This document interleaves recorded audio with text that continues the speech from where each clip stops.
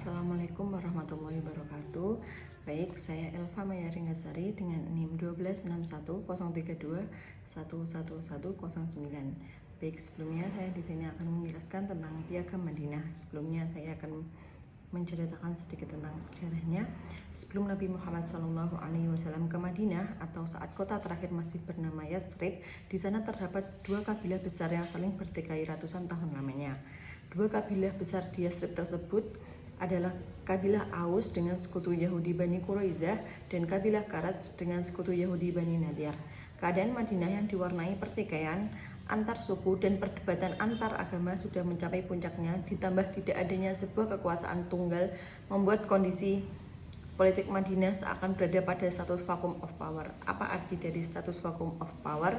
Yaitu tidak adanya sebuah kekuasaan politik yang diakui oleh seluruh suku bangsa, yang tidak ada sejarah mencatat tidak kurang dari 120 tahun mereka berseteru dan terlibat peperangan. Setidaknya ada 4 perang besar yang terjadi di antara keduanya. Yang pertama yaitu Samir Aus menang atas Karaj, kemudian Ka'ab Karaj menang atas Aus, selanjutnya perang Kadib menang atas Aus, sebagai puncaknya perang Bu'at Aus menang atas Karaj.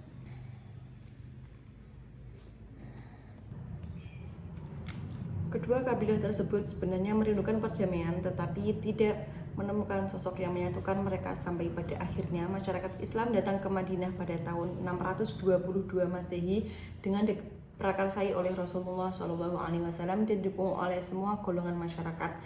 Disepakatilah sebuah perjanjian bersama di antara mereka semuanya. Perjanjian ini mempunyai tujuan untuk membangun masyarakat yang baru yang bernegara, menekankan kerjasama, persamaan antar hak dan kewajiban di antara semua golongan, baik dalam kehidupan politik, sosial, agama, serta mewujudkan pertahanan dan perdamaian. Perjanjian inilah yang kemudian disebut Mitsaq al-Madinah atau biasa dikenal dengan Piagam Madinah. Piagam Madinah adalah sebuah perjanjian tertulis dari Nabi Muhammad SAW yang melibatkan seluruh penduduk Madinah. Baginda Nabi berkeinginan untuk menciptakan suatu tatanan masyarakat yang adil, makmur, dan sejahtera. Sebelum piagam ini lahir di Madinah, diwarnai peperangan antar suku, tingginya kesenjangan sosial, kehidupan yang tidak teratur, tidak ada peraturan dan kesatuan di bawah suatu pemerintahan umum.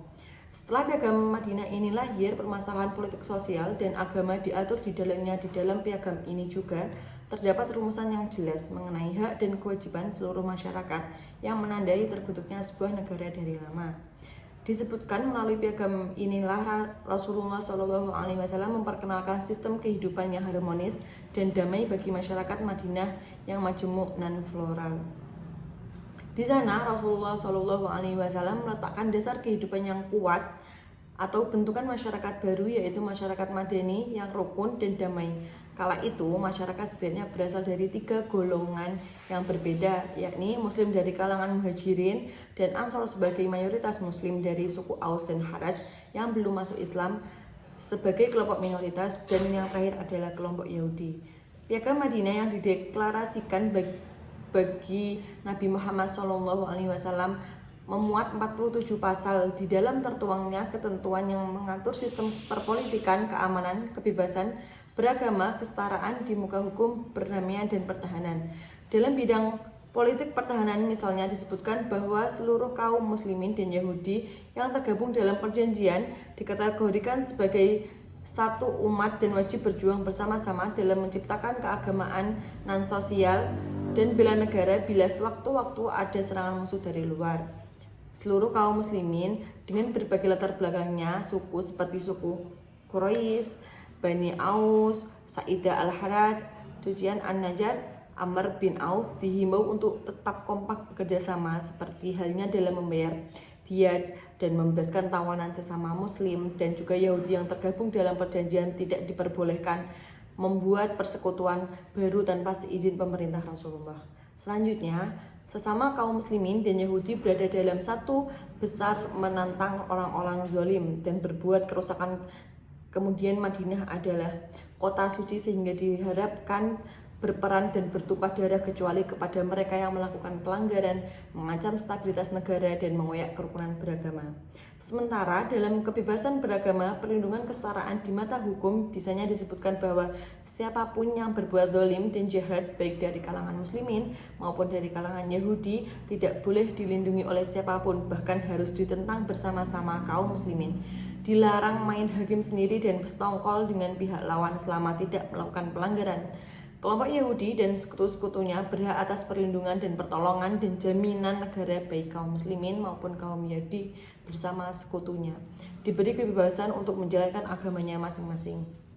Selanjutnya, jika pendukung piagam diajak berdamai dan semua pihak yang terlibat perjanjian memenuhi perdamaian, maka kaum muslimin wajib memenuhi ajakan damai tersebut dalam waktu singkat. Madinah berubah menjadi kekuasaan yang disegani dan layak diperhitungkan. Bahkan warga Mekah sendiri ketika itu sempat mengkhawatirkan jika kaum muslimin melakukan pembalasan kepada mereka juga khawatir kafilah dagang mereka yang berangkat ke Suriah akan diganggu sehingga masa depan perdagangan mereka akan hancur. Namun, Rasulullah bukanlah tipe pendendam dan penguasa yang suka menyalahgunakan kekuasaan. Piagam Madinah membuktikan kepada dunia bahwa Islam adalah agama perdamaian dan persaudaraan. Dalam sebuah buku berjudul Piagam Madinah Nabi Muhammad SAW, konstitusi negara tertulis pertama di dunia yang ditulis oleh Zainal Abidin Ahmad, menyebutkan Piagam Madinah yang ditetapkan pada tahun 1 Hijriah, tepatnya pada 622 Masehi, sejatinya merupakan konstitusi negara tertulis pertama di dunia, mendahului makna kata di Inggris selama 6 abad dan mendahului konstitusi Amerika Serikat dan Prancis selama 12 abad. Ketika itu, belum ada satupun negara yang memiliki peraturan tentang cara mengatur hubungan antar umat beragama. Piagam Madinah dalam beberapa pasalnya telah jelas mengatur hubungan tersebut. Piagam Madinah juga dibuat bukan untuk memporak-porandakan kekuatan lawan, namun melainkan membangun umat yang kuat secara politik, bebas dan damai dalam beragama, serta makmur dan berkeadilan secara hukum dan ekonomi. Sehingga khawatiran masyarakat angka pun tidak melainkan membangun umat yang kuat secara politik, bebas dan damai dalam beragama, serta makmur dan berkeadilan secara hukum ekonomi, sehingga kekhawatiran masyarakat angka pun tidak terjadi. Moderasi Islam atau Islam wasatiyah telah dipraktekkan oleh baginda Nabi SAW ketika di Madinah. Saat itu umat Islam bersama umat dari berbagai agama, suku berhasil membuat kesepakatan untuk saling hidup bersama di bawah naungan Piagam Madinah. Demikian ulasan ini, semoga bermanfaat. Sampai jumpa di penjelasan-penjelasan berikutnya. Terima kasih. Wassalamualaikum warahmatullahi wabarakatuh.